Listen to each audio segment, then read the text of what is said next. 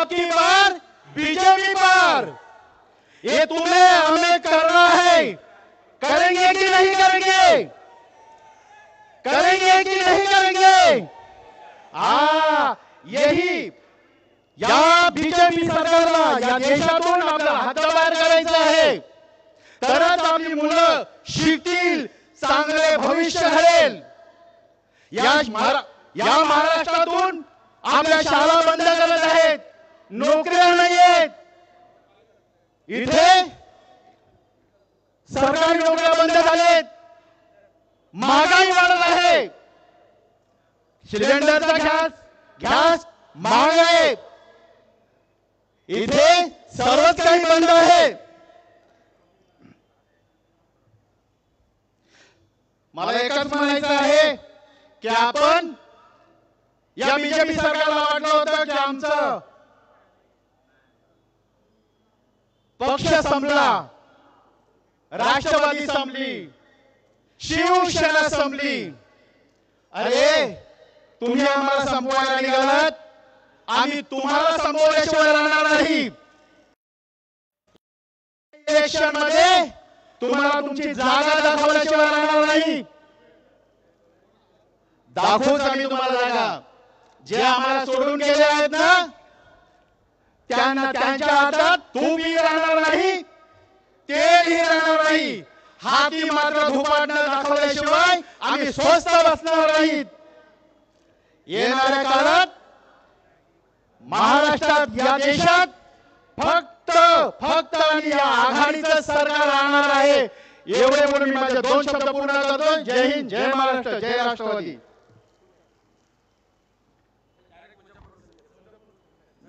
धन्यवाद। या ठिकाणी आदरणीय मुझफ्फर हुसैन साहेबांना विनंती करतो की आपण मार्गदर्शन करावं। सन्माननीय मुझफ्फर जी हुसैन।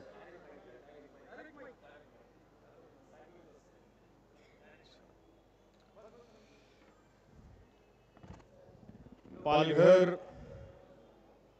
लोकसभा ची या निवडणुकीचे या मंचावर उपस्थित सन्माननीय व्यासपीठ, उमेदवार भारती कांबळे,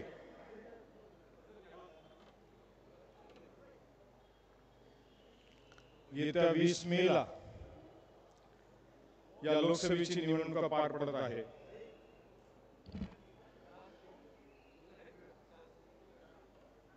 आणि आपल्या सर्वांना मशाल या चिन्हावर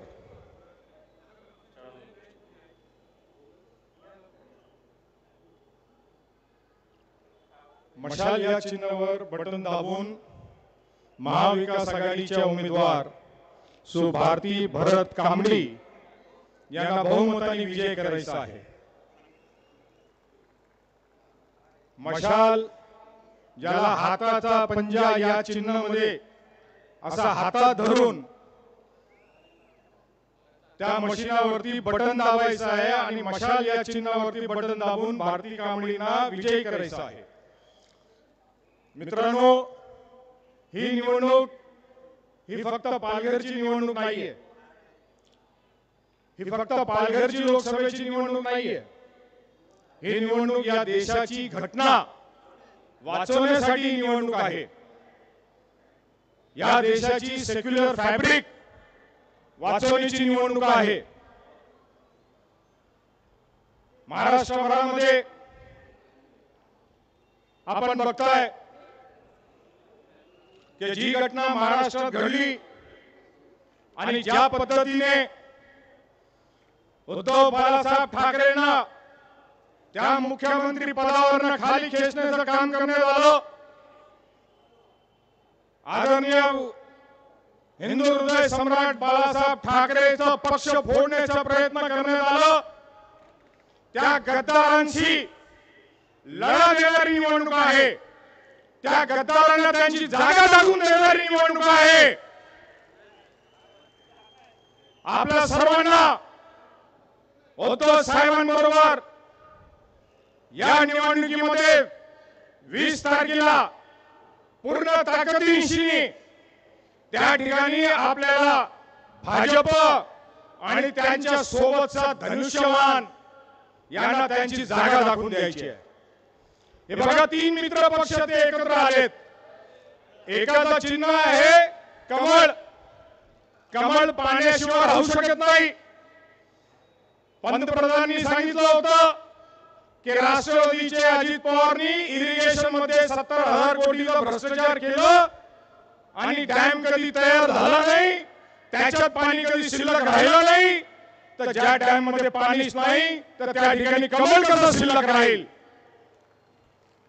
आणि ज्या डॅम मध्ये पाणी नाही तर तिथे जनावर काय येतील, आणि जनावर जर आले नाही तर त्या धनुष्यबाण काय उपयोगाचा त्या ठिकाणी राहील.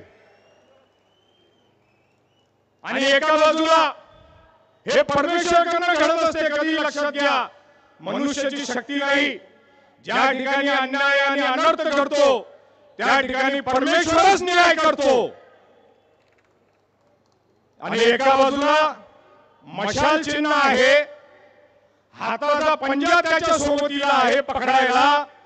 आणि या लोकांना बरोबर त्यांची जागा मशालाने त्यांना त्यांची जागा दाखवायचं काम करायचं आहे. आणि 20 तारखेला 4 जूनला निवडून आल्यानंतर शरदचंद्र पवारांची तुतारी वाजून साजरा करायची आहे. म्हणजे एका बाजूला 3 घटक पक्ष महाविकास आघाडीचे त्यांचे चिन्ह, आणि एका बाजूला सुकलेला डॅम, सुकलेला कमळ, आणि काय उपयोगाचा त्या धनुष्यबाण. मित्रांनो, राज्यभरामध्ये आम्ही फिरतो बघतो, ज्या अर्थी यांनी भाजपाने आदिवासी एसटी एससी समाजाचं आरक्षण संपवण्याची भूमिका घेतलेली आहे. आज याच वसईमध्ये गृहमंत्री येऊन किती खोटं बोलतात, आदरणीय पंतप्रधान किती खोटं बोलतात. मागील 70 वर्षामध्ये कधीही नाही कोणताही पंतप्रधानांनी एवढं खालची पातळी गाठलेली नाही. किती खोटं म्हणायचं माणसानी. कालपासून परवापासून बोलायला लागले की इंडिया आघाडीचे लोक हे एससी एसटीचं आरक्षण घेऊन अल्पसंख्यांना देणार आहे. का बोलू लागलेत? कारण यांना आता 4थ्या फेजच्या निवडणुकीमध्ये हे 100% यांना समजण्यात आलेलं आहे. यांना समजलेले आहेत की एससी एसटी आता यांच्यासोबत उभे राहायला तयार नाही. नंदुरबारची सभा झाली परवा, मी त्या ठिकाणी नंदुरबारला होतो. प्रियंका गांधींची सभा 24 तासामध्ये 1.5 लाख जनता त्या ठिकाणी जमली. 24 तासात, फक्त 24 तासात. आणि किती वर्ष आहेत तिकडे आदिवासी मंत्री, किती अँटी इन्कम्बन्सी. त्या ठिकाणी आदिवासी समाजाने दाखवून दिलं का आम्ही तुमच्या सोबत नाही आहोत. मी नाशिकला होतो, दिंडोरीला होतो. नाशिक जिल्ह्यात बघितलं, कांद्याचा विषयामध्ये वाटोळा झाला दिंडोरीमध्ये. त्या ठिकाणी राष्ट्रवादीचा उमेदवार त्या ठिकाणी निवडून येतोय.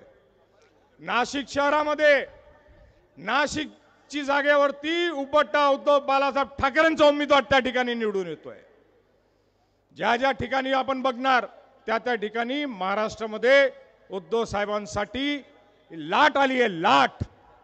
लोकांना ज्या पद्धतीने बाळासाहेब ठाकरेच्या घराण्यावरती या लोकांनी मागील खंजर घोपसणं का काम केलेलं आहे ते लोकांना अजिबात आवडलेलं नाही. मित्रांनो, काय म्हणत असतात ते, अजित पवारची एक रील चालते नेहमी. अजित पवारची एक रील चालते. अहो, मी म्हणत होतो घ्या ते घड्याळ घड्याळ घड्याळ, नाही कमळाबाई कमळाबाई कमळाबाई म्हणे. आता 400 रुपयाचा गॅस 1100 रुपये झालं. आता कसं वाटते? गारगार वाटते.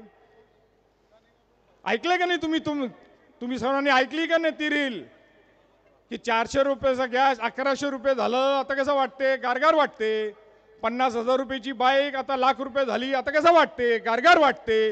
आहो राव, तुम्हाला म्हणत होतो नको ते कमळाबाई कमळाबाई घड्याळ घड्याळ बघा असं म्हणणारे स्वतः जाऊन आता म्हणतात कमळाबाई कमळाबाई कमळाबाई.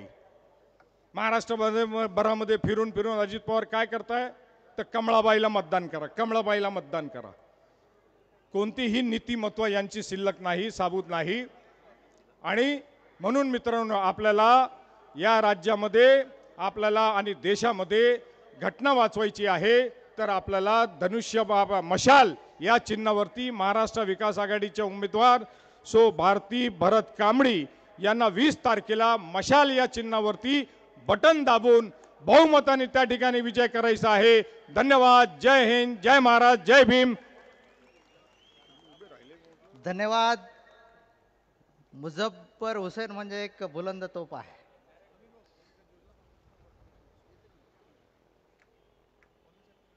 आपणा सर्वांचं मनपूर्वक स्वागत. रख हौसला वो मंजर भी आएगा, रख हौसला वो मंजर भी आएगा, प्यासे के पास चल वो समंदर भी आएगा. थक कर न बैठे मंजिल के मुसाफिर, थक कर न बैठे मंजिल के मुसाफिर, मंजिल भी मिलेगी और जीतने का मजा भी आएगा. डॅशिंग जिल्हा प्रमुख आदरणीय पंकज देशमुख यांना विनंती करतो की या ठिकाणी आपण मार्गदर्शन करावं. आदरणीय पंकज देशमुख.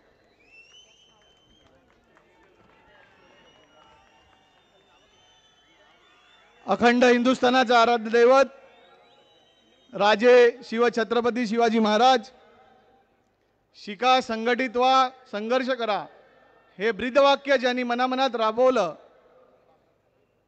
भारतरत्न डॉक्टर बाबासाहेब आंबेडकर, शिवसेना संस्थापक, महाराष्ट्राचा मानबिंदू, महाराष्ट्राचा अभिमान आणि आत्मा, वंदनीय बाळासाहेब ठाकरे, आपले पक्षप्रमुख माजी मुख्यमंत्री उद्धवजी ठाकरे, सर्वांना मानाचा मुजरा. आज आपण 22 लोकसभा पालघर या प्रचारार्थ इथे उपस्थित आहात. सर्वांना आपल्या भारतीताईच्या प्रचारासाठी आपण इकडे सगळे उपस्थित आहेत. आपल्याला माहिती आहे आपल्या क्षेत्रातले प्रश्न काय आहेत. आपल्या क्षेत्रात आरोग्याचा मोठा प्रश्न होता. माननीय पक्षप्रमुख उद्धव ठाकरेजी जेव्हा पक्षप्रमुख होते तेव्हा या महानगरपालिकेला विरार ट्रॉमा सेंटर असेल, चंदनसरचं नालासोपारा पश्चिमेचं हॉस्पिटल असेल, बोळींचं बालसंगोपन केंद्र असेल, हे सर्व हॉस्पिटल पूर्णत्वास येऊन कार्यान्वित करण्याचं काम हे आपल्या मुख्यमंत्र्यांच्या माजी मुख्यमंत्री उद्धवजी ठाकरे साहेबांच्या कार्यकाळात झालेलं आहे. आपली पाणी योजना असेल, आपल्या पाणी योजनेला 185 MLD ला जवळजवळ 1200 कोटी आजपर्यंत सरकारने खर्च केलेला आहे. त्या खर्चापैकी 520 कोटी हे उद्धवजींच्या कार्यकाळात मिळाले आहेत. त्यामुळे पाणी कोणामुळे आलं हे लोकांना माहिती आहे. आज प्रस्तावित 12 उड्डाणपुलं आहेत. या 12 उड्डाणपुलांसाठी आपले विरोधी पक्षनेते अंबादास दानवे असतील, आमदार सुनील शिंदे असतील, हे सातत्याने प्रत्येक विधानसभाच्या क्षेत्रात त्याची आग्रही मागणी करत आहेत. वसई सावंतवाडी रेल्वे गाडीची मागणी ही आमची पेंडिंग आहे. भारतीताई, आम्ही आत्ताच तुमच्याकडे मागणी करतोय आणि आमचे खासदार लोकप्रिय विनायक राऊत साहेब आहेतच इकडे, त्यामुळे आमची गाडी लवकर तुमच्याकडे मागणी आहेच. पालिकेच्या कंत्राटी कामगारांचा प्रश्न असेल, तोही प्रश्न सातत्याने विधान परिषद आमदार यांनी मांडलेला आहे. असे अनेक प्रश्न भारतीताई लवकरच सोडवतील एवढंच मी अपेक्षा करतो. आज आपण सगळे उद्धवजी ठाकरे साहेबांना ऐकायला आलेले आहात. सर्व उपस्थित महाविकास आघाडी, इंडिया आघाडी समर्थक सर्वांना सप्रेम नमस्कार. सगळ्यांचा आभारी आहे आज इकडे आले आहात. मागच्या काही काळात आपण सगळे एक संघर्षातून जावं लागते आहे आणि आपण सर्व संघर्षाच्या काळात स्वतःला समर्पित करून माननीय उद्धवजी ठाकरे यांच्या पाठी ठामपणे उभे आहात. त्यामुळे मी सगळ्यांचा आभारी आहे. जय हिंद, जय महाराष्ट्र, जय भीम, लाल सलाम, इन्कलाब जिंदाबाद.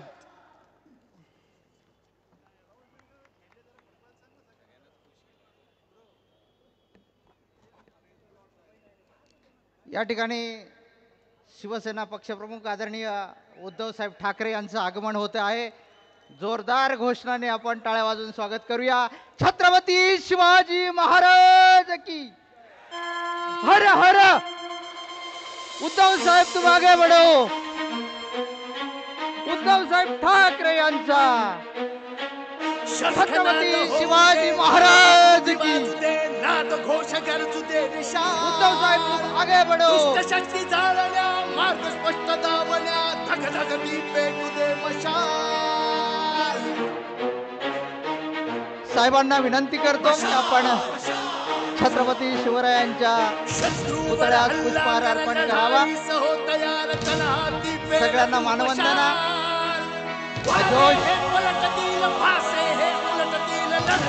जोश हा उत्साह.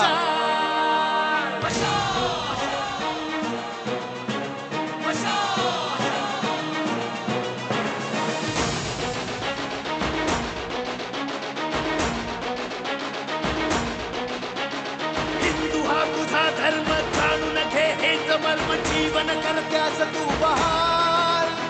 ज्वालामुखी उसळू दे आवागत वाहू दे जमण्यातून रक्त तुझे लाल. छत्रपती शिवाजी महाराज की.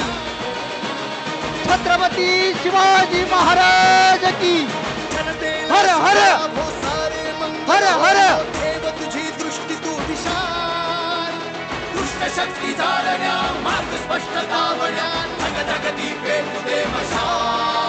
साहेबांच्या आगमनानं नवचैतन्य निर्माण झालेल्या शिवसेनेच्या सर्व पदाधिकाऱ्यांना या ठिकाणी साहेबांच्या आगमनानं आपण सर्वजण प्रसन्न मुद्रेने भारतीताईंना विजयी करणार आहातच. आदरणीय उद्धव साहेबांचं मनपूर्वक स्वागत. आणि आपल्या लोकप्रिय उमेदवार आदरणीय भारतीताई कांबळे यांना विनंती करतो की आपण या ठिकाणी मार्गदर्शन करावं. आदरणीय भारतीताई कांबळे.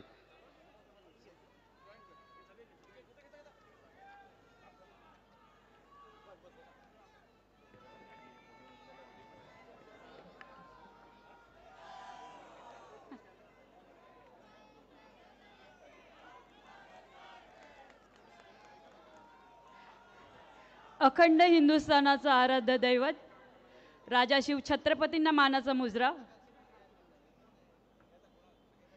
सर्व महामानवांच्या पवित्र स्मृतीस अभिवादन. तुमचे आमचे सगळ्यांचेच हिंदू हृदय सम्राट बाळासाहेब ठाकरे, माय माऊली मीनाताई ठाकरे, धर्मवीर आनंद दिघे साहेब यांच्या पवित्र स्मृतीस अभिवादन करते.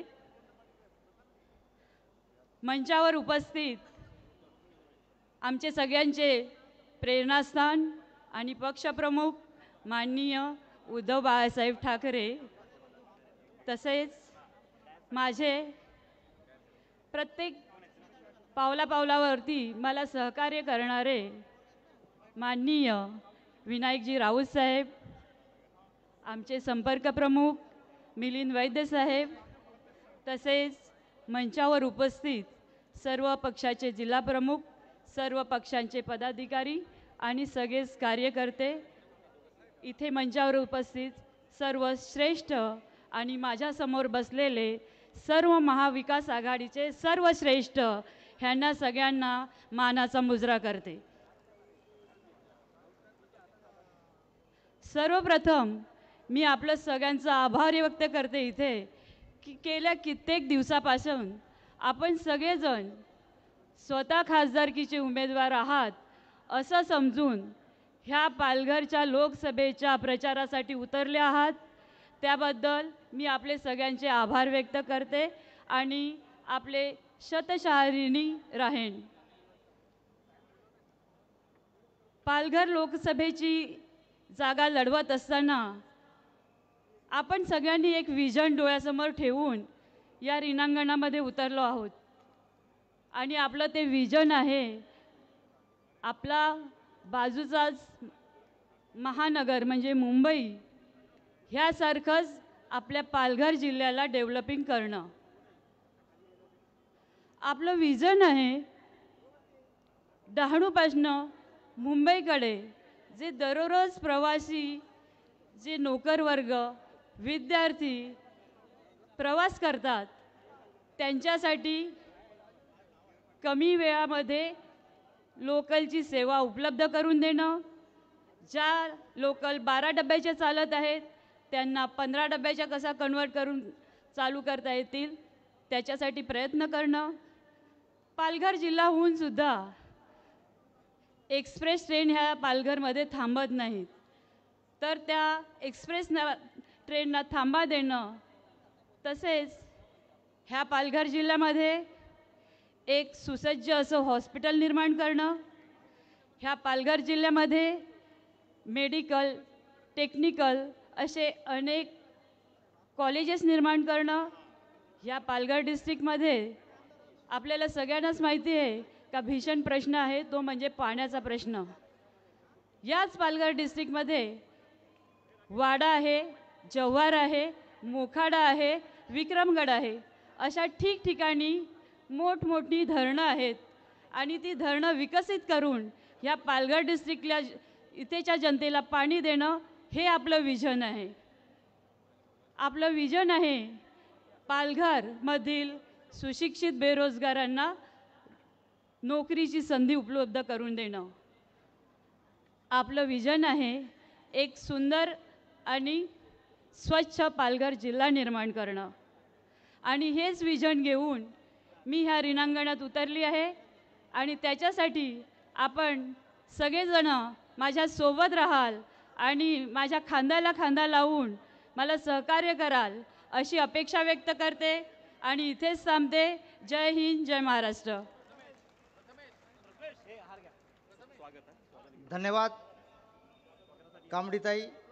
यानंतर जिल्हा शिवसेनेच्या वतीनं आणि महाविकास आघाडीच्या सर्व पदाधिकाऱ्यांच्या वतीनं आदरणीय पक्षप्रमुख उद्धवसाहेब ठाकरे यांचं स्वागत पंकज देशमुख यांच्या नेतृत्वाखाली होत आहे.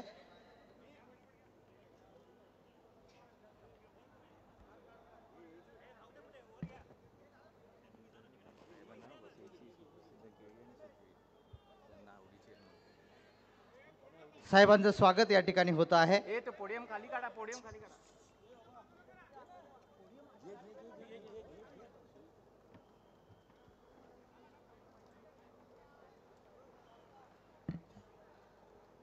साहेबांचं मनपूर्वक स्वागत पदाधिकाऱ्यांच्या वतीनं. उलटतील फासे हे उलटतील लढत रहा सैनिका हुशार.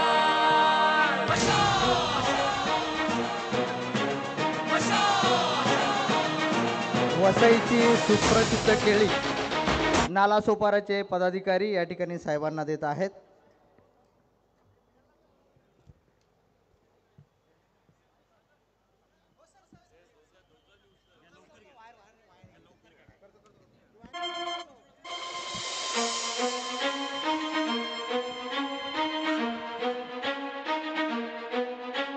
शस्त्रनाद होऊ दे, रणदुंदुभी वाजू दे, नाद घोष गरजू दे विशाल. दुष्ट शक्ती जाळल्या, मार्ग स्पष्ट दावल्या, धगधगती पेटू दे मशाल.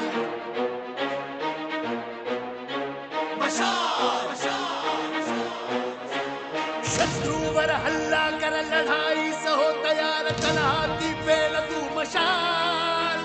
वारे हे उलटतील फासे हे उलटतील लढत रहा सैनिका. हॅलो हॅलो नाही ठीक आहे ठीक आहे.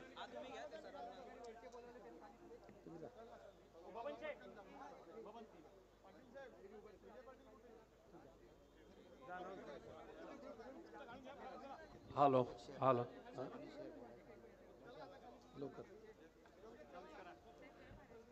पालघरच्या कडे कपारीत ध्वनी ज्वलंत झाली. पालघरच्या कडे कपारीत ध्वनी ज्वलंत झाली. ओठ मावळ्या मशाल हाती गे रात्र वैर्याची आली. दाव तू ठसका, दाव तू ठसका आणि उद्धव साहेबांचा हिसका. वेळ ही आता आली. ओठ मावळ्या मशाल हाती गे रात्र वैर्याची आली. महाराष्ट्राच्या कडे कपारीत ज्यांनी मशालीचा आवाज ज्वलंत केला, मशाल धगधगवली, ते महाराष्ट्र राज्याचे कुटुंब प्रमुख, शिवसेना पक्ष प्रमुख आदरणीय उद्धव साहेब ठाकरे यांना विनंती करतो की आपण आम्हाला मार्गदर्शन करावं. आदरणीय उद्धव साहेब ठाकरे.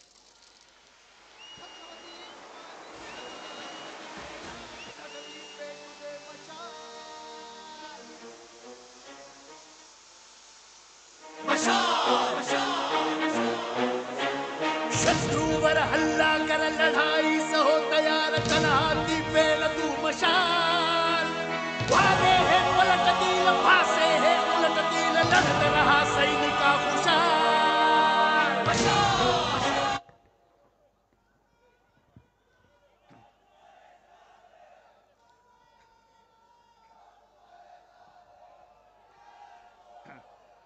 व्यासपीठावरील सर्व मान्यवर आणि जमलेल्या माझ्या देशभक्त बांधवांनो, भगिनींनो आणि मातांनो,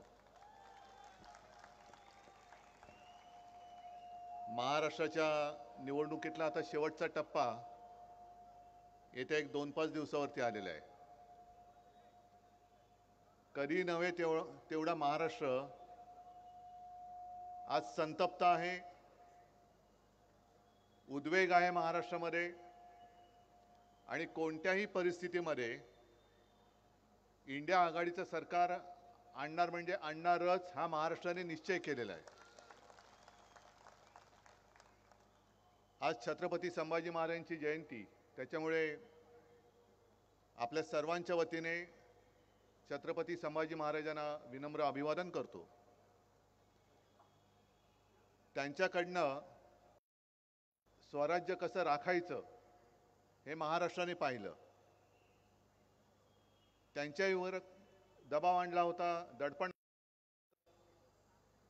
म्हणजे जसं आता पक्षांतर करायला लावतायत, पक्षात ये नाही तर जेलमध्ये जा. त्यांच्यासमोर तर जीवन मरणाचा प्रश्न होता, पण तरी सुद्धा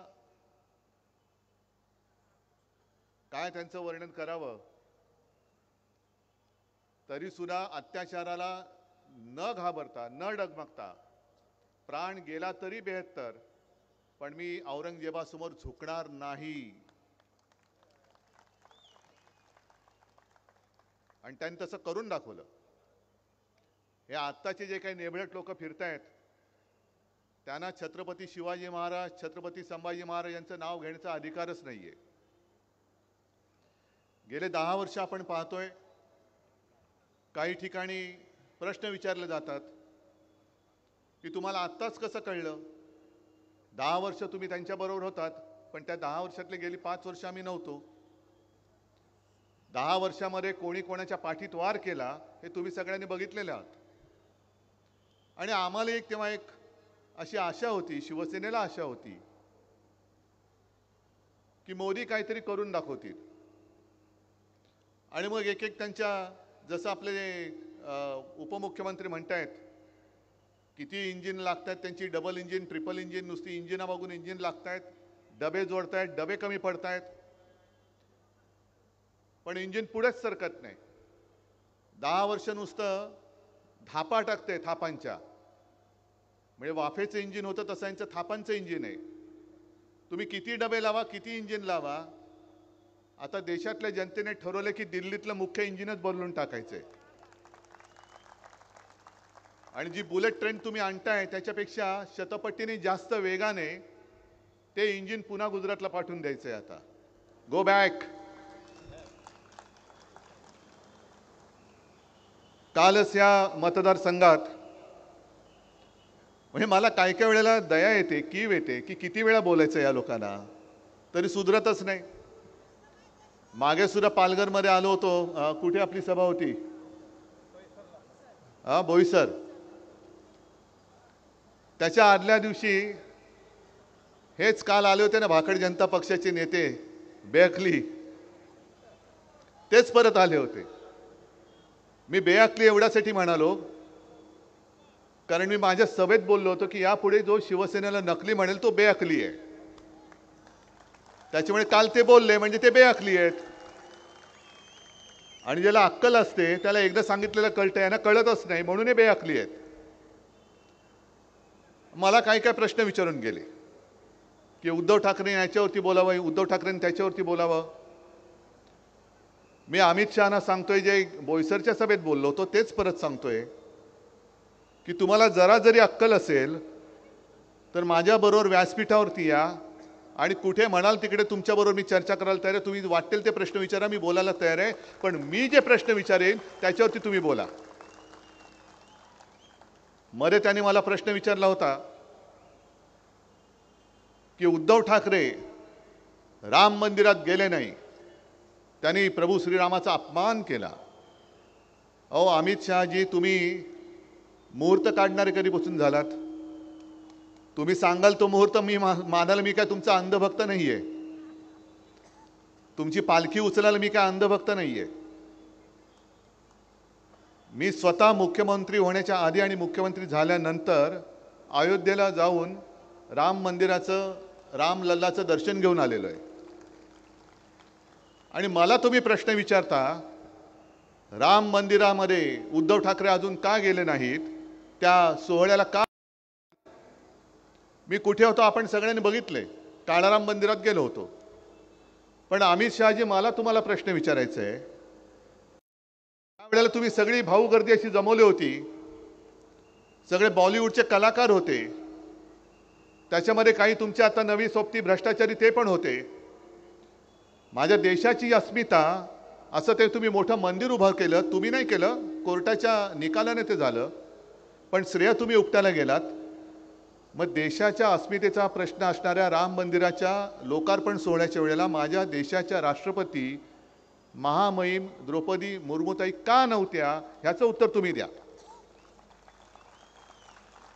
का मुर्मूबाईंना, त्या आपल्या महामहिम राष्ट्रपतींना तुम्ही गाभाऱ्यामध्ये का घेऊन गेला नाहीत?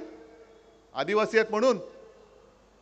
आणि याच तुमच्या बुरसटलेल्या गोमूत्रधारी मानसिकतेविरुद्ध महामानव डॉक्टर बाबासाहेब आंबेडकरांनी लढा दिला होता. त्याच काळाराम मंदिरात तुम्ही तिथे जेव्हा तुमच्यावरती कॅमेरा ठेवून, म्हणजे मोदीजींवरती कॅमेरा ठेवून राम राम राम राम करत बसला होता, तेव्हा मी त्या काळाराम मंदिरात गेलो होतो. हे काय तुम्हाला माहिती नाही? ठीक आहे, मला जास्त काय त्यांच्यावरती बोलण्यासारखं आहे असं काय वाटत नाही. पण मोदी आणि शहा दोघांनाही मला सांगायचं आहे की तुम्ही देशभर फिरता आहात, महाराष्ट्रामध्ये फिरता आहात, तुम्हाला जरा जरी काही संवेदना आहेत का? कारण तुम्ही आता जे काय मतांची भीक मागत सगळीकडे फिरताय, तुमच्या दिमतीला सगळं काही आहे. जनतेच्या पैशातून सगळ्या ज्या काही सोयी सुविधा आहेत, मग कदाचित एअरफोर्सची विमान आहेत, हेलिकॉप्टर्स आहेत, सगळ्या तुमच्या बुलेट प्रूफ गाड्या, जॅमर, जिथे जिथे मोदी जातात तिकडे एअरफील्ड बंद करून टाकतात. सर्वसामान्य माणसांना जाता येत नाही तिकडे. जिथे सभा असते तिथे पूर्ण, म्हणजे पुण्यात सभा झाली, जणू काही लष्कराची छावणी असावी अशा पद्धतीने बंदोबस्त लावला होता. आणि असं सगळं छान शौकी करून तुम्ही मतांची भीक मागता. आणि ज्यांच्याकडे भीक मागता तुम्ही त्यांचा कधी विचार केलाय? आता तुम्ही तुमचे जे काही जोडे झिजतच नाही म्हणा, पण जेव्हा माझा शिकलेला तरुण किंवा तरुणी रोजगारासाठी सगळीकडे दारोदारी फिरत असतो, कोण देत नाही त्याला, मग तुम्ही मत मागितल्यानंतर आम्ही तुम्हाला मत देतो. 2 कोटी रोजगार तुम्ही देशाला देणार होतात, मग तीच माणसं तुमच्या त्या भूलथापांना भुलून त्यांनी तुम्हाला मतदान केलं होतं. आणि मग ते दारोदारी जेव्हा वणवण फिरतायत, त्यांची काय हालत होत असेल? त्यांच्या दिमतीला पोलीस, सैन्य, एअरफोर्सची विमानं नाही आहेत, गाड्या नाही आहेत. घरी गेल्यानंतर आई वडील विचारतात, काय रे नोकरी मिळाली का? नोकरी मिळत नाहीये. स्वतःचं घर कसं चालवायचं, वय निघून चाललंय. 10 वर्ष गेली तुमच्या नादी लागून. म्हणजे त्यावेळेला जे 25 वर्षाची मुलं होती ती आज 35 वर्षाची झाली, तरी त्यांना नोकरी नाहीये. आणि तुमची एक टर्म झाली, दुसरी टर्म झाली, तिसरी टर्म झाली. किती वेळा तुम्हाला एक्सटेन्शन द्यायचं? एक तर तुम्ही कायमस्वरूपी रोजगार आणतच नाही आहात. कॉन्ट्रॅक्ट लेबर, सगळे कायदे त्याला काळे कायदे म्हणावे का लागतात हा प्रश्न तुम्ही विचारा ना स्वतःला. म्हणजे सगळ्यांना बाकीच्यांसाठी कॉन्ट्रॅक्ट लेबर, अग्निवीर 4 वर्षासाठी. म्हणजे त्याला 4 वर्ष झाल्यानंतर तो किती उत्तम काम करणारा असू दे, पण त्याचं कॉन्ट्रॅक्ट संपलं, तू जा, तुझी गरज नाही. म्हणजे कंत्राटी पद्धतीने संपूर्ण देशभर तुम्ही कामगार उपलब्ध करताय, ज्याच्या भविष्याचा काही तो वेधच घेऊ शकत नाही. मग तुमचं सुद्धा कॉन्ट्रॅक्ट आता रद्द का करू नये हा जनतेने प्रश्न तुम्हाला विचारला, तर उत्तर काय तुमच्याकडे? तुमची सुद्धा 5 वर्ष झाली, 5 वर्षानंतर एक्सटेन्शन, त्याच्यानंतर पुन्हा एक्सटेन्शन. किती? आणि माझ्यावरती तुम्ही टीका करता, पवार साहेबांवरती करता.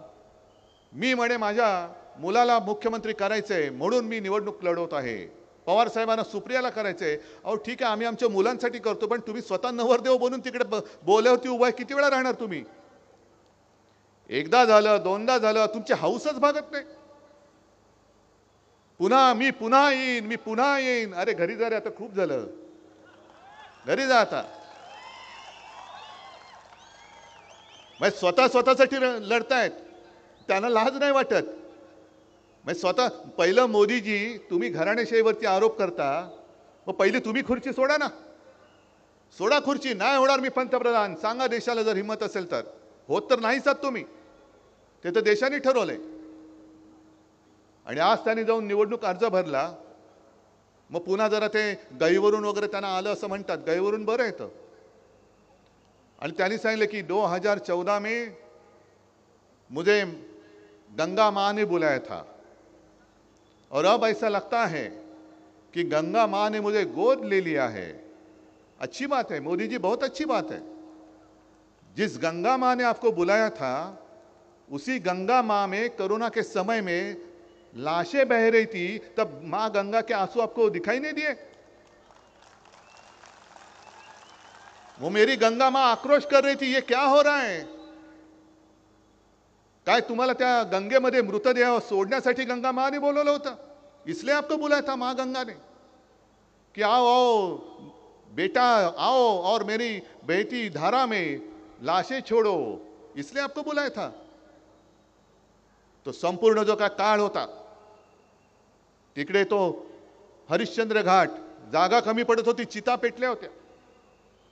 आणि मग जागा कमी पडली म्हणून मृतदेह असे गंगेमध्ये सोडून दिले होते. त्याची सुद्धा चित्रीकरण झाले, फोटो आलेत. हे मोदी जी, आप शायद भूल गए होंगे, लेकिन गंगा माँ और देश की जनता नहीं भूली है. किसलिए आप जा रहे हैं वहां पे, और गंगा माँ आपको क्यों गोद ले? क्या गंगा माँ के अपने सुपुत्र हो, तो ऐसा कौन सा काम आपने किया है? काय तुम्ही गंगेसाठी केलत काय? पण गंगेचा तुम्ही अपमान केलात. तिकडे गुजरातमध्ये सुद्धा जागा पुरत नव्हती म्हणून मैदानामध्ये सार्वजनिक चिता पेटल्या होत्या, आणि तुम्ही आमच्यावरती आरोप करता. कोरोना काळात भ्रष्टाचार केला, अमित शहाने आमच्यावरती आरोप करायचा, घराणेशाहीचा करायचा. ज्यांचा मुलगा, त्याला काय क्रिकेटमधलं काय कळत नाही, तो जय शाह त्या क्रिकेट कंट्रोल बोर्डाचा अध्यक्ष. भ्रष्टाचाराचा आरोप कोणी कोणावर करायचा? आज सुद्धा एक फोटो आला, ती एक बातमी झाली. आता यांच्या आजूबाजूला सगळे जे सगळे सोयरे आहेत, त्यातले एक प्रफुल्ल पटेल, कशासाठी प्रसिद्ध? विमान खरेदी घोटाळा, भाड्याचा वगैरे, त्याच्यात त्याला क्लीन चिट देऊन टाकली. आणि मी स्वतः 2019च्या निवडणुकीमध्ये मुंबईमध्ये मोदीजींची सभा झाली, तेव्हा मी त्यांचा लहान भाऊ होतो. आता कोण आणखीन लहान भाऊ उपटतील कोण त्यांचे मला माहित नाही. दर निवडणुकी माझे लहान भाऊ, मग तो भाऊ म्हणतो आता कुठे जाऊ. आणि माझ्या समोर बोललेत मोदी, खास करून प्रफुल्ल पटेलला. इक्बाल मिर्ची नाव ऐकलं ना तुम्ही? दाऊदचा सहकारी होता असं म्हणतात. आणि मोदीजींचं वाक्य आहे, कुछ लोग मिर्ची का व्यवहार करते हैं और कुछ लोग मिर्ची से व्यवहार करते हैं. मग त्या मिर्ची से व्यवहार करणाऱ्या प्रफुल्ल पटेलांनी आज अर्ज भरायला गेले. मीच 19 साली मला बोलवलं होतं तिकडे. म्हणजे आज बोलवलं नाही दुःख नाही, उलटा आनंद आहे. गेल्या वेळेला बोलवलं होतं त्याचं दुःख आहे. पण गेले ते गेले. आणि संभाजी महाराजांची आज जयंती आहे. छत्रपती शिवाजी महाराज हे आपलं दैवत आहे. आज सुद्धा जर का पुतळा बघितला तर त्यांचा जो जिरेटोप आहे, ती त्यांची ओळख आहे.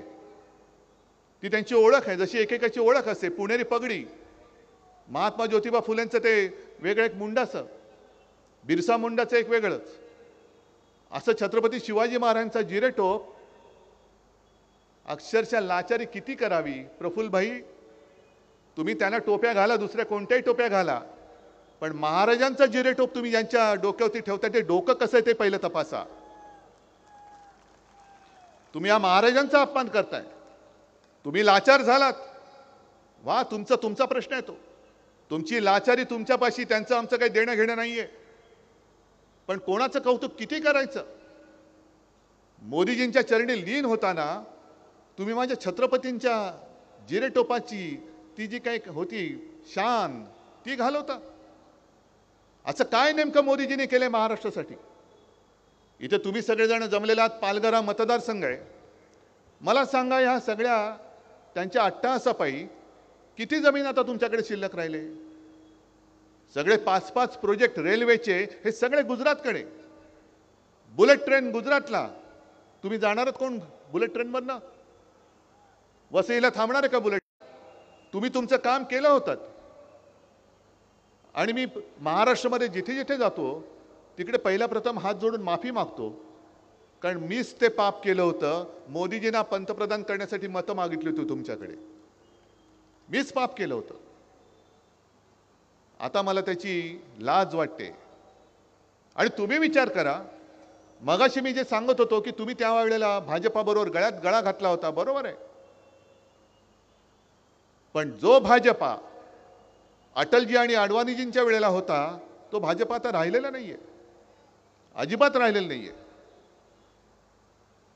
जो भाजप, ज्या शिवसेनेनी त्यांना कठीण काळात जी एक मदत केली, तुम्ही विचार करा. आता हे 400 पार 500 पार जाऊ द्या, अख्खी बार भाजपात तडीपार येतं ठरवलेलंच आहे. पण संपूर्ण देशात भारतीय जनता पक्षाचे 2 खासदार होते, फक्त 2. तुम्हाला कोणाला माहिती आहे? 2च खासदार होते.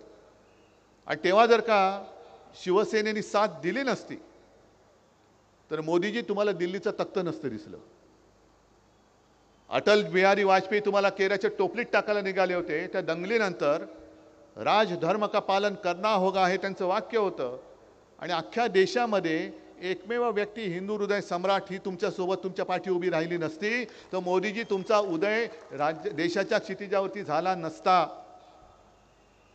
मग 14 साली तुम्ही माझी सही घेतलीत पंतप्रधान व्हायला, 19 साली घेतलीत.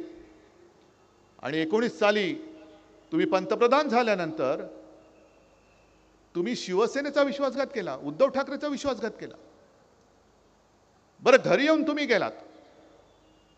ज्या शिवसेना प्रमुखांच्या पुत्राने तुमच्या पंतप्रधान पदाच्या पाठिंब्याच्या पत्रावरती सही केली, मला खरोखर मला लाज वाटते की एवढी माणसं निर्ढावलेली कशी असू शकतात. ते आज मला बालासाहेब की नकली संतान म्हणतात. नकली संतान म्हणजे हा एवढा खालच्या पातळीवरती विचार करणारा माणूस, त्याच्या हातात आपण देश म्हणजे आपल्या देशाचं भवितव्य म्हणजे तुमचं आणि तुमच्या पुढच्या पिढ्यांचं आयुष्य द्यायचं. जो हिंदू हृदय सम्राटाच्या मुलाला नकली म्हणतो, उद्या तुम्हाला नकली बोलेल. एक तर यांचं मानसिक संतुलन नक्की बिघडलं असावं, किंवा भारतीय जनता पक्षाने त्यांच्यावरती एवढा दबाव टाकला असेल कारण त्यांच्याकडे दुसरा चेहरा नाहीये. इंडिया आघाडीला जे विचारतात की तुमच्याकडे चेहरा कोण, चेहरा कोण, आमच्याकडे आहे तो चेहरा, तुम्ही काळजी करू नका. पण प्रश्न भाजपाला पडलाय की हा चेहरा चालत नाही, मोदींचं नाणं चालत नाही, आता दुसरा आणायचं कुठून आयत्या वेळेला. आणि अरविंद केजरीवाल जे बोललेत तो एक विचार करण्याची गोष्ट आहे. कारण मोदींनीच सांगितलं की 75व्या वर्षी निवृत्त झालं पाहिजे. मोदीजी तुम्ही या वर्षीच निवृत्त होत आहे, या वर्षीच, आत्ता या 4 जूनला.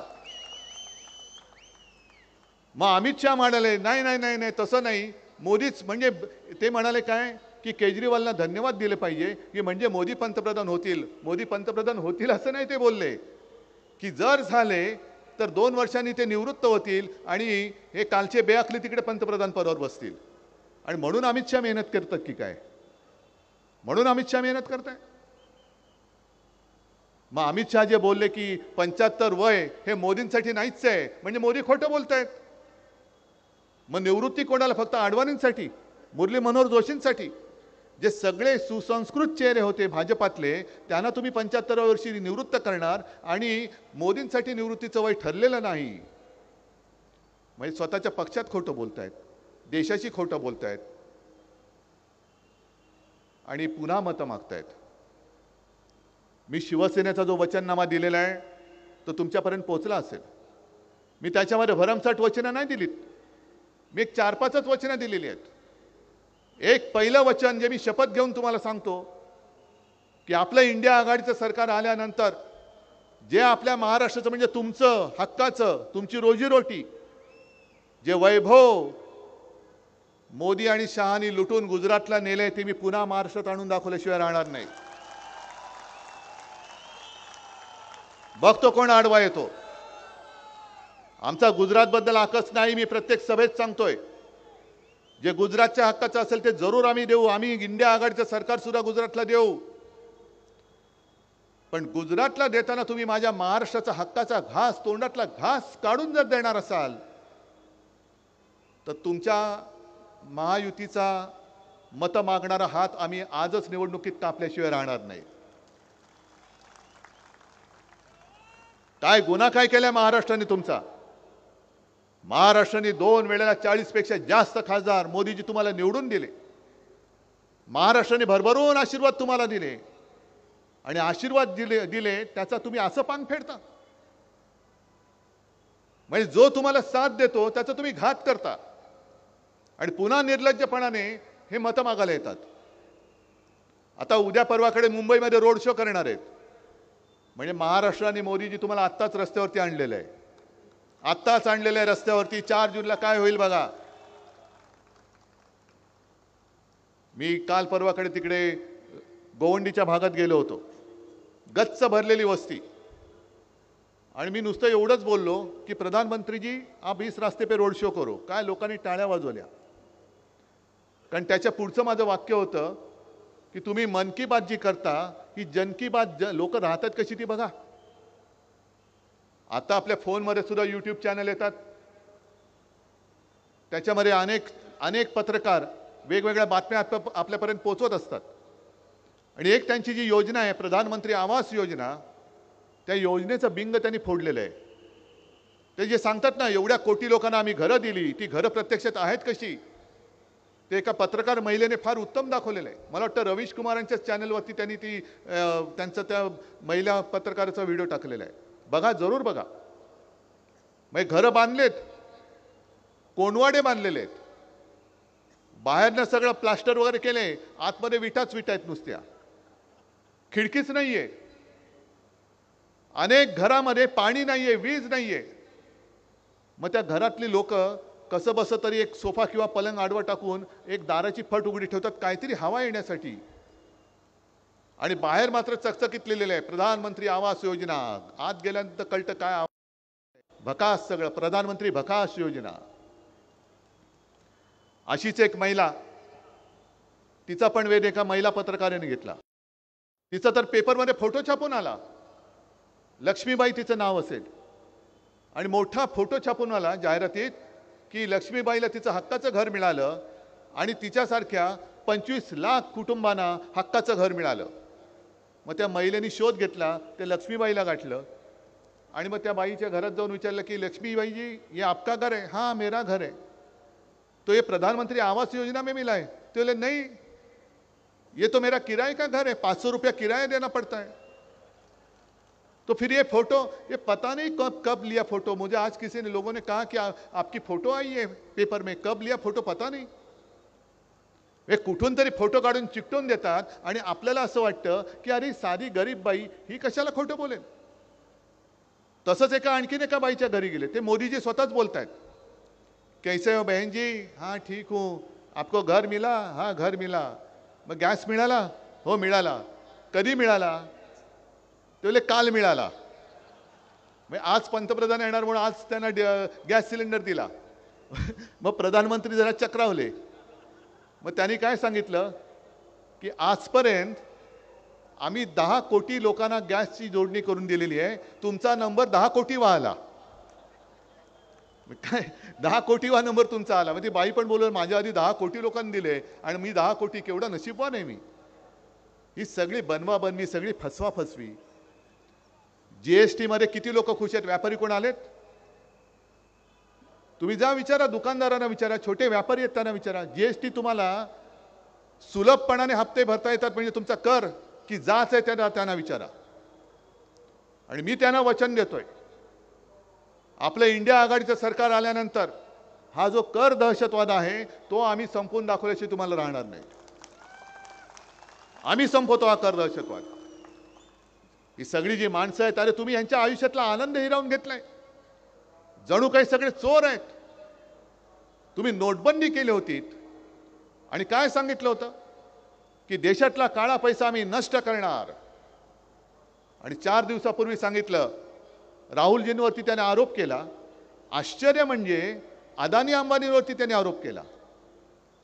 म्हणजे पुन्हा तेच जे देतील साथ त्यांचा करीन मी घात. अदानी अंबानी से टेम्पो भर भर के कितना माल उठाया आपने बोलो. ओ मोदी जी, नोटबंदी करून किती वर्ष झाली? तुम्ही 100 दिवस मागितले होते, त्या 100 दिवसाचे जवळपास 3000 दिवस झाले. मग नोटबंदी करूनही काळा पैसा टेम्पो भरभरून जात असेल तर तुमची नोटबंदी फसल्याचं ही तुम्ही कबुली नाही का दिली? हे तुमचं अपयश आहे. आणि त्या नोटबंदीमध्ये जे अनेक जण रांगेमध्ये मेले, ज्यांना त्रास झाला, त्याचं पाप कोणाकडे? आणि हे केवळ मी नाही बोलत, तर सर्वोच्च न्यायालयाच्या त्या महिला न्यायमूर्ती आहेत नागरत्ना, त्यांनी उघड उघड सांगितलंय की नोटबंदी हा काळा पैसा पांढरा करण्याचा एक मार्ग होता. मग त्या न्यायमूर्तीबाई बोलल्या आहेत, मोदीजी त्यांना उत्तर तुम्ही देताय? अमित शहाजी, मी नाही सांगत, त्या न्यायमूर्ती बोलतायत, द्या त्यांना उत्तर. तुम्ही आमचा घोटाळा काढताय ना कोरोना काळातला, काय आम्ही घोटाळा केलाय? पण त्याच कोरोना काळामध्ये तुम्ही तो पीएम केअर फंड काढलात आणि लाखो कोटी रुपये जमवले, त्याचा हिशोब द्या पहिला. म्हणजे स्वतःचं ठेवायचं झाकून आणि दुसरीकडे उगाच पाहायचं वाकून. काय अधिकार आहे तुम्हाला? एक तर तुम्ही गंगेमध्ये प्रेत सोडलीत, पीएम केअर फंडाच्या नावाने लाखो कोटी रुपये जमवलेत, त्याची चौकशी नाही करायची, तो चौकशीच्या कक्षेच्या बाहेर आहे. मग त्या पीएम केअर फंडाचा नेमका बाप कोण आहे? पीएमचा अर्थ काय? आणि प्रधानमंत्री त्याचे जर का अध्यक्ष किंवा त्यांच्या हातात तो नसेल तर 5 जून नंतर त्या फंडाचं होणार काय? तो कोणाच्या हातात जाणार? या सगळ्या थापा आपण नुसतं ऐकत ऐकत ऐकत ऐकत सहन करत चाललेलो आहोत. आणि आता तर कहर झाला. डॉक्टर बाबासाहेब आंबेडकरांनी लिहिलेलं संविधान ते बदलायला निघालेत. आणि हे माझ्या मनातलं स्वप्न नाहीये. भारतीय जनता पक्षाचेच माजी आमदार, माजी खासदार, काही आत्ताचे आमदार, काही माजी मंत्री, कर्नाटकातले ते हेगडे, राजस्थानमधले त्यांचे कोणतरी, ते बोलतायत आम्हाला संविधान बदलायचे म्हणून 400 पार पाहिजे. का बदलायचे संविधान? काय असं त्याच्यामध्ये काय चूक आहे? हा तुमच्या मनातला जो आकस आहे तो संविधानाबद्दल काय? कारण पुन्हा महाराष्ट्राबद्दलचा जो आकस, द्वेष, हाच त्याच्यामध्ये दिसतोय. डॉक्टर बाबासाहेब आंबेडकर महामानव हे आपल्या महाराष्ट्राचे सुपुत्र, एक साध्या दलित आणि गरीब कुटुंबात जन्मलेला माणूस. आणि असं मी ऐकलंय, असं वाचलंय की ते जेव्हा परदेशात जाऊन शिकून आले परत, तेव्हा कोल्हापूरच्या शाहू महाराजांनी त्यांचं स्वागत केलं, मोठी मिरवणूक काढली. आणि तिकडे जे सगळे दलित बांधव होते त्यांना सांगितलं की आजचा हा तुमचा नेता उद्या देशाचा नेता झाल्याशिवाय राहणार नाही. हे छत्रपती शाहू महाराज बोलले होते. एवढा त्याला दिलदारी लागते, एक मनाचं मोठेपण लागतं की दुसऱ्याचं मोठेपण मान्य करणं, एवढी दिलदारी लागते. पण हे बुरसटलेले गोमूत्रधारी जे मी बोलतोय ते एवढ्यासाठी बोलतोय की ही मानसिकता आहे, ही व्यक्ती नाही, ही मानसिकता आहे. आणि ह्या बुरसटलेल्या गोमूत्रधाऱ्यांनीच आपल्या संत तुकारामांच्या गाथा या बुडवल्या होत्या. आणि तीच बुरसटलेली गोमूत्रधारी मानसिकता हे एका दलित कुटुंबात जन्मलेल्या महामानव डॉक्टर बाबासाहेब आंबेडकरांनी लिहिलेलं संविधान हे आता बुडवायला निघालेलं आहे. आणि बघत बसायचं आदिवासींचे काय हक्क राहतील, दलितांचे काय हक्क राहतील. बरं, आजपर्यंत तुम्ही जी काय कामं केली 10 वर्षाची आणि पुढे काय करणार आहात? अहो, रोज पेपरमध्ये मी बघतोय, मला कळतच नाही ही जाहिरात 2024ची आहे की 2014ची आहे. आम्ही रोजगार देणार, आम्ही गॅस कनेक्शन देणार, आम्ही घरं देणार. अहो 10 वर्ष तेच बघतोय. देणार कधी? म्हणजे 14 साली सांगितलं की 22 पर्यंत, 22 साली म्हणतात 24 मध्ये सांगतात 2047. तोपर्यंत कोण 2047 साल बघणार आहे कोण? म्हणजे तोपर्यंत आम्ही तुम्हाला परत परत परत परत परत परत मतं टाकत बसायची? आमची घराणेशाही तुम्ही म्हणता माझ्या मुलासाठी म्हणून मी लढतोय. अरे माझ्या मुलाला मुख्यमंत्री करायचे की नाही माझ्या राज्यातली जनता ठरवेल. मोदींच्या आशीर्वादाची, शहांच्या आशीर्वादाची गरज नाहीये मला. आणि मग मी त्यांना जाहीर आव्हान देतो, घराणेशाहीवरती बोलायचं तर बोला, मी तुमच्या बाजूला उभं राहतो. मोदी शहा तुम्ही दोघेही राहा. तुम्ही तुमच्या घराण्याचा इतिहास सांगा असला तर मी माझ्या घराण्याचा इतिहास सांगतो. चला होऊन जाऊ द्या. मी माझ्या 7 पिढ्या आधीच्या सांगतो, तुम्ही तुमच्या 7 पिढ्यांचं कर्तृत्व सांगा. काय तुमचं कर्तृत्व काय? कारण नुसतं कर्तृत्व म्हणून नाही, तर घराण्याचा एक वारसा असतो, घराण्याची एक संस्कृती असते, घराण्याचे संस्कार असतात जे माझ्यावर आहेत. आणि मोदीजी, शहाजी, दुर्दैवाने मला आज बोलावं लागते की ज्या भाषेत तुम्ही बोलताय ही तुमची कुठले तरी तुमच्या राहत्या त्या घराच्या सोसायटीची निवडणूक नाही, ही देशाची निवडणूक आहे. संपूर्ण जग बघतंय. जग देशाचा पंतप्रधान कोणत्या भाषेत बोलतायत, देशाचे गृहमंत्री कोणत्या भाषेत बोलतायत. तुम्ही माझ्या हिंदुत्वाची बदनामी करताय, तुम्ही माझ्या देशाची बदनामी करताय. अरे उद्धव ठाकरेला संपवायचं आहे तर तुम्ही पक्ष काढला, चिन्ह काढलं, तरी देखील उद्धव ठाकरेबद्दल तुम्हाला रोज का बोलावं लागतंय? संपूर्ण सत्ता तुमच्याकडे, सगळे येत आहेत ते उद्धव ठाकरेवरती बोलतायत. काय असं उद्धव ठाकरेमध्ये? काय त्याच्यामध्ये काय आहे ह्याचा पहिला तुम्ही विचार करा ना. का ही आज माझ्या पक्ष काढला, तुम्ही चिन्ह काढलं, तरी व्यासपीठावरती माझे सगळे साथी सोबती माझ्यासोबत आहेत आणि जनता मी जिथे जातोय तिथे काय येते माझ्याकडे?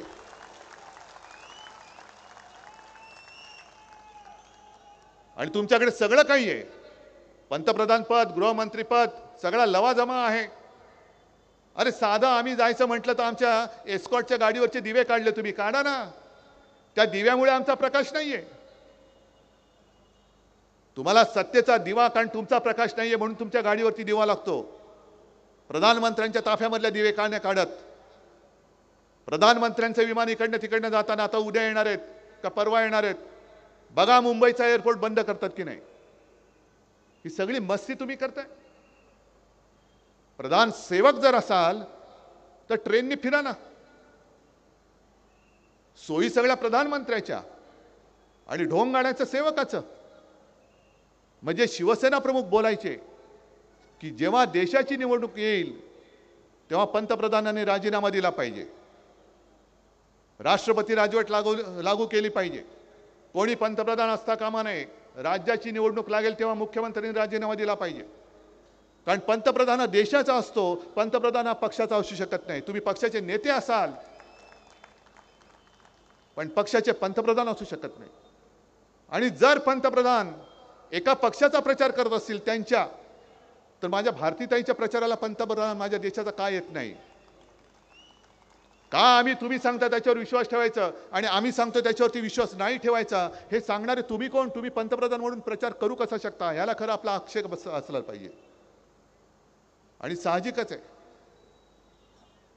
ज्या वेळेला आमच्याकडे तर काहीच नाहीये, माझ्याकडे पक्ष नाही, चिन्ह नाही, सगळ्यांनी हरामखोरीपणा करून, सगळ्या शासकीय यंत्रणांचा दुरुपयोग करून हे सगळं खेचून घेतलं.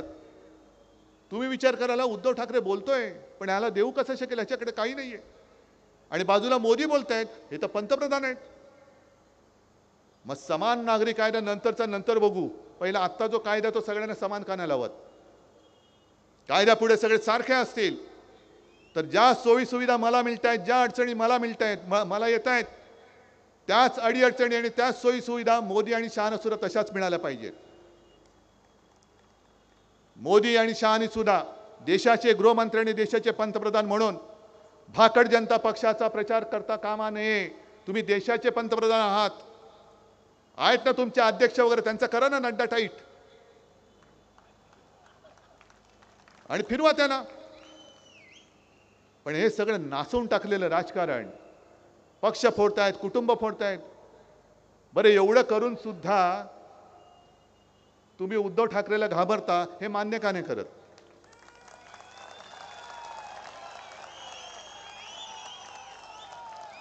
एक तर दाढीवाला घेतला,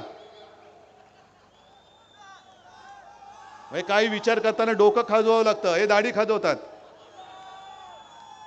गद्दार तर आहेतच. आणि यांना जे लिहून दिलं जातं तेवढंच ते फक्त कणून कणून बोलतात.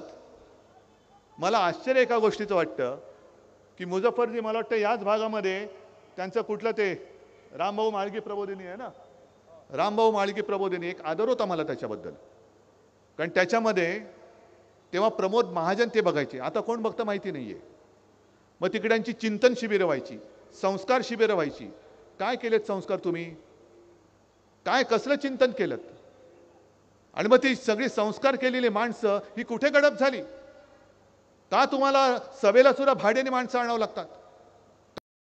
पार्टनर घ्यावे लागतात? का तुम्हाला मैदानं सुद्धा भाड्याच्या माणसांकडनं बुक करावी लागतात? मग कसले संस्कार केले तुम्ही? रामभाऊंचं नाव तुम्ही का बदनाम करताय? नेमकं काय शिकवतात त्या रामभाऊ माळगीमध्ये? टाका तिकडे सुद्धा ईडी, इन्कम टॅक्स, सीबीआयचे धाडी टाका आणि नेमकं काय तिकडे शिकवतात ते बघा. मला काही वेळेला वाईट वाटतं की त्या संस्कारातनं तयार झालेली माणसं, त्यांच्याबद्दल मला आजही आदर आहे, पण त्यांच्यावरती आज जे सगळे भ्रष्टाचारी जमलेत त्यांच्या सतरंजा उचलण्याची वेळ आली. काय त्यांचं आयुष्य असेल? याच्यासाठी केला होता अट्टहास. हा भाजप तुम्हाला अपेक्षित होता? हा राष्ट्रीय स्वयंसेवक संघ, त्यांना सुद्धा मला विचारायचे की ह्याच्यासाठी तुम्ही अट्टहास केला? अनेक संघ कार्यकर्ते मला माहिती आहेत जे अविवाहित राहिले. अनेक जणांनी आपल्या कुटुंबावरती निखारा ठेवला, पण संघाच्या कार्याला वाहून घेतलं. का? कारण देशाची सत्ता आली पाहिजे. आली, पण ती आलेली सत्ता तुम्ही नासवून टाकलीत. जे तुमच्या विचाराला साथ देऊन, सोबत देऊन तुमच्या बरोबर आले होते, त्यांना तुम्ही दुश्मन मानायला लागलात. जरा काही झालं, आता सांगण्यासारखं काही नाही, मग लाव हिंदू मुसलमान वाद, धर्माधर्मामध्ये भांडणं लावायची आणि मग स्वतःच्या पोळ्या भाजायचं. हे हिंदुत्व शिवसेनेचं नाही. हे हिंदुत्व मला माझ्या वडिलांनी किंवा माझ्या आजोबांनी शिकवलेलं नाहीये. आमचं हिंदुत्व हे हृदयात राम आणि हाताला काम देणारं हिंदुत्व आहे. घरातल्या चुली पेटवणारं आहे, घर पेटवणारं नाही. आणि म्हणून या पालघरमध्ये हा जो सगळा काही विभाग आहे, एका बाजूला आदिवासी आहेत, मच्छीमार आहेत. वाढवण बंदर तर मी होऊ देणारच नाही, मोरबे पण होऊ देणार नाही. आणि आता तिथल्या मच्छीमार सोसायट्यांना त्यांना जे काय कर्ज लागतं त्याच्यावरनं ब्लॅकमेल करायचं चाललेलं आहे. घाबरू नका. हे झालं आज, आता किती 14 तारीख गेली, अजून फक्त 20 दिवस थांबा, मग बरोबर आहे ना. यांचं कर्ज जे आहे ना, हे व्याजासकट मी फेडून दाखवतो तुम्हाला. या भाजपचं कर्ज मी फेडून दाखवतो तुम्हाला. मग तिकडे मच्छीमारांना ब्लॅकमेल करायचं, इकडे वसईमध्ये तर गुंडागर्दी. तुम्हाला माहिती आहे काय भाजप नेहमी काय करतं की एक उमेदवार नाही उभा करत, एक स्वतःचं देतं आणि एक दुसऱ्याची मतं फोडायला दुसरा कोणतरी उभं करतं आणि अशीच शिटी वाजते. मग आपल्याला वाटतं की हा त्यांच्या विरोधात आहे. आता मत नाचवू नका. ही लढाई सरळ सरळ लोकशाही विरुद्ध हुकुमशाही अशी लढाई आहे. तुमच्या आयुष्याची लढाई आहे. तुमच्या भावी पिढ्यांसाठी आम्ही लढतोय. मी उद्धव ठाकरे म्हणून माझी लढाई नाही लढत, मी तुमची लढाई लढतोय. तुमच्यासाठी लढाई लढतोय. तुमच्या भरोशावरती लढाई लढतोय. तुमच्या जोरावरती आणि तुमच्या आशीर्वादावरती मी लढाई लढतोय. आणि याच्यामध्ये एक सुद्धा मत हे नाचता कामा नये. तुम्ही जर का विचार केला, प्रत्येक निवडणुकीत भाजप सत्तेवर जरूर आला, आपली साथ होती, आता ती गेलेली आहे. आणि भाजपाच्या विरोधातली मतं एकत्र केली तर भाजपचा पालापाचोळा होतो. आता तर आपली मतं सुद्धा त्यांच्यापासून तुटलेली आहेत. आता ही हुकुमशाही विरोधातली मतं ही घट्ट होऊन त्या घट्ट हातामध्ये मशाल पेटली पाहिजे. एक भारतीताईसारखी तुमच्यातलीच एक महिला, साधी महिला, आदिवासी, तुमच्या प्रश्नाची जाण असणारी, हा आवाज लोकसभेमध्ये उठलाच पाहिजे. तुमचा आवाज लोकसभेमध्ये जर कोणी तुमच्या व्यथाने वाचा फोडेल तर ती भारतीताई आहे. कारण आजपर्यंत आम्ही सुद्धा स्वीकारलं होतं, बाहेरून आलेलं पार्सल स्वीकारलं होतं. आता भाजपला सावरायला कोणीच नाहीये म्हणून कोणाला तरी केलंय उभं. पण आता चुकू नका. आणि मला विजय हा साधा सुद्धा विजय नको. हुकुमशहाचं डिपॉझिट जप्त करून विजय पाहिजे. आणि हा विजय मिळाल्यानंतर हा विजय हा महाविकास आघाडीचा नुसता नसेल, उद्धव ठाकरेचा नसेल, भारतीताईचा नसेल, हा विजय तुमचा असेल. तुम्हीच तुमच्या विजयाचे शिल्पकार असणार आहात. आणि मला खात्री आहे की एकदा तुम्ही ठरवलात तर त्यांच्याकडे किती यंत्रणा असू दे, तुम्ही फक्त एका बोटाने हुकुमशाहीचा पराभव करू शकता आणि तो तुम्ही कराल ही खात्री बाळगतो आणि आपली रजा घेतो. जय हिंद, जय महाराष्ट्र.